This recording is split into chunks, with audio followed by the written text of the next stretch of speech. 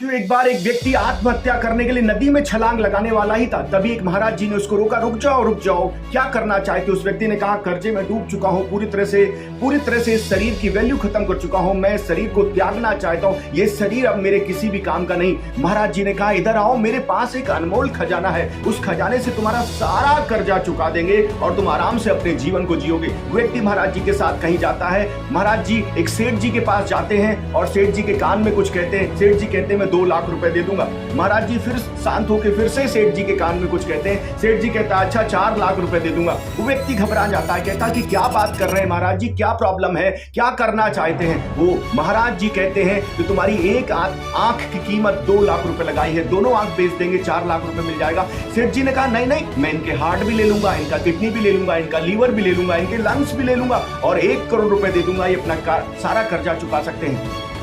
वो व्यक्ति की आंखें तुरंत खुल गईं। उसने महाराज जी के चरणों को पकड़ लिया, कहा, हे महाराज, ये शरीर बहुमूल्य है, अनमोल है, इसे ईश्वर ने मुझे दिया है, इसकी कीमत बहुत ज्यादा है, इसे मैं पैसों में नहीं बेच सकता, इसकी कीमत तो अनमोल है। महाराज जी ने कहा कि आपको ये समझ में नहीं आया अभी तक, इसलिए आप इस शरीर को त्यागना चाहते थे, इसलिए हम इसकी कीमत लगवा रहे हैं, बेच दो, वैसे भी तुम इस शरीर को त्यागने वाले ही तो थे।